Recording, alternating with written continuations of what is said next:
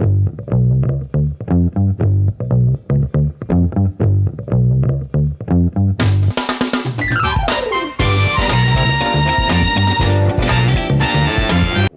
up, everybody? Welcome aboard to Bubba's Daily Update. And, well, it was Fed Day, and, of course, it's totally disappointed.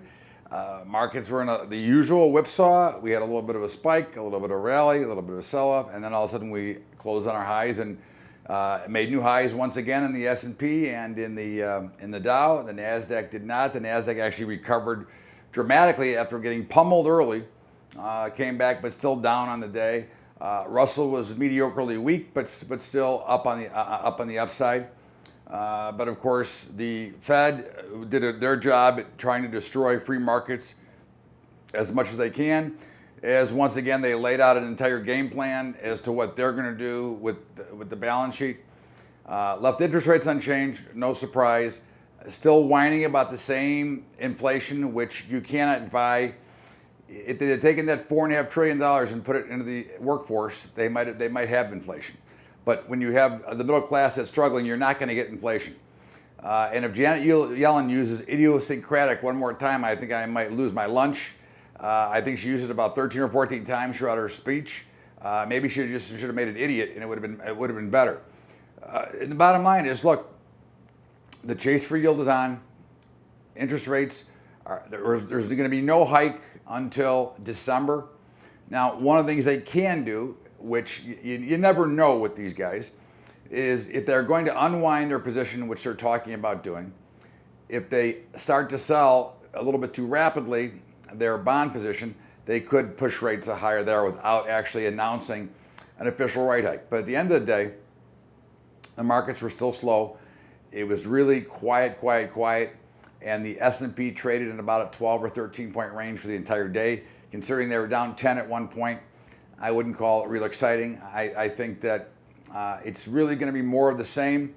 The lack of true free markets, the lack of true free price discovery, where the Federal Reserve does not get it that the middle class is not working. Okay, you can talk about your 4.4% jobs rate all you want, unemployment rate. You can talk about what you think is going on, but at the end of the day, wages are not rising. So if wages are not rising, then it's not good for the economy. That's the problem. That's why the middle class is going to continue to struggle. That's why the Fed's going to continue to come out and bemoan the fact every single time they come out.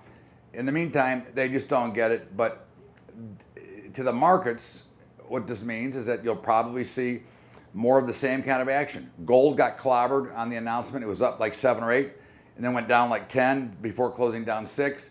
Oil was a little bit higher. But overall, this did nothing to change the relative pattern that we've been in the last couple of weeks. I think you might see a continued drift higher.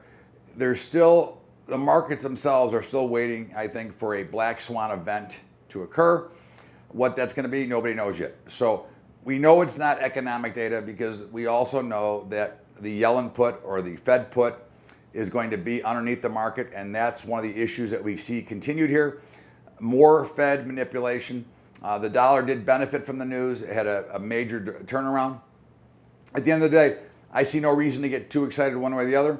I think you stay the course. We wait for a better footprint because this market here is really stuck in the mud, and it needs an event to break it out one way or the other. That's how I see it, and that'll do it for today. This is Todd Bubba Horwitz, Bubba's Daily Update. Make sure you get the Bubba Show every day, 2 to 3 Eastern at LibertyTalk.fm. Have a great day, everybody. We'll see you back here tomorrow. Same time, same station. Bubba's Daily Update. We'll see you later, everybody.